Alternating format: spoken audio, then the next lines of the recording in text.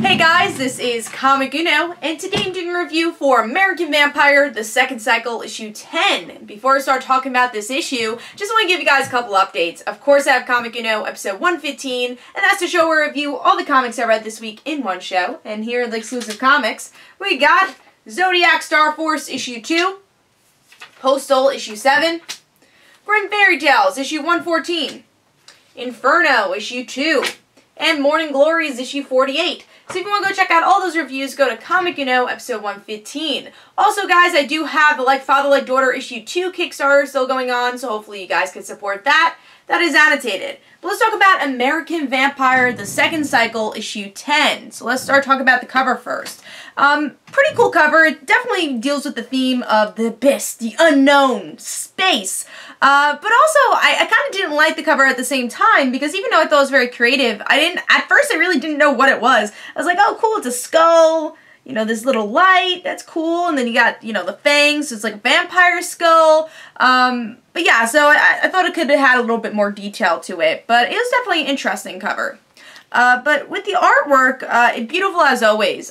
This style of art is a bit darker than the previous arcs, because it's really a darker story that is being told here. So I really like the art style that Albuquerque has. Kind of wish there was a little bit more action here with, you know, hopefully I could get to the page, with Pearl, you know, having some cool vampire action. Kind of wish there was a little bit more detail to it, but still really, really good action throughout the issue.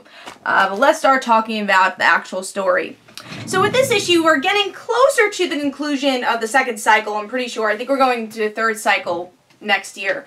But yeah, so we're getting closer to the end of at least the vampires' end for the Cold War. And here we get to see Skinner and Booth. They go up into space, and they're trying to retrieve this this film from the Russians. And it's vital to get this film, or else things are gonna blow up. And there's all these vampires in space that are preventing them to get this film. So they actually get the film, and then we find out that the person working for, I guess, NASA, for he's an American. But the people that were working for the space program for America, and working with Booth and Skinner, actually betrayed them. So now they don't have a way to get back home, even though they did get the film.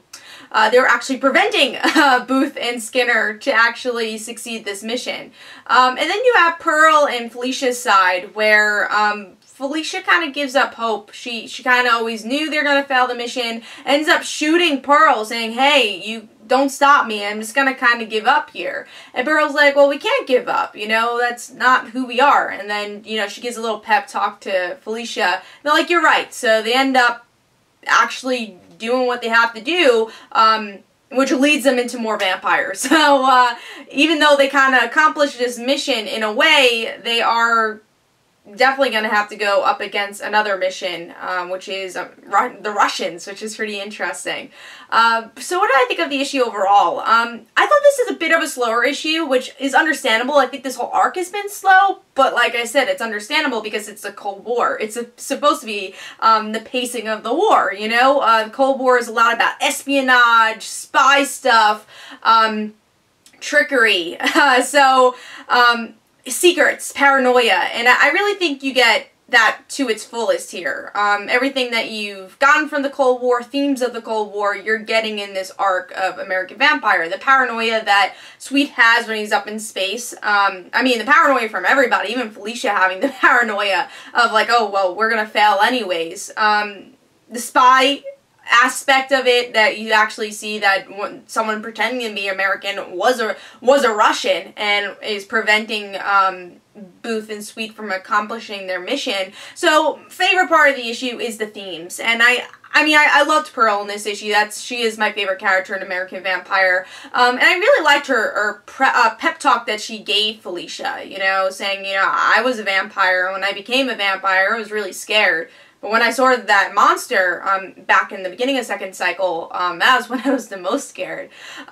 So yeah, again, it is a bit slow, so I'm not going to give it a perfect grade. I do think the pacing is a bit slow, and I want a little bit more to happen, but it's also understandable for the arc of why it's a bit slower. So I'm really interested to see the direction it's going to go in, and American Vampire Second Cycle doesn't really progress the story that much, but there's a lot of great character interaction here, and I guess a lot of twists and turns for at least the ending of the book. So American Vampire Second Cycle issue 10 gets 3.5 stars from me. I thought it was a pretty good issue.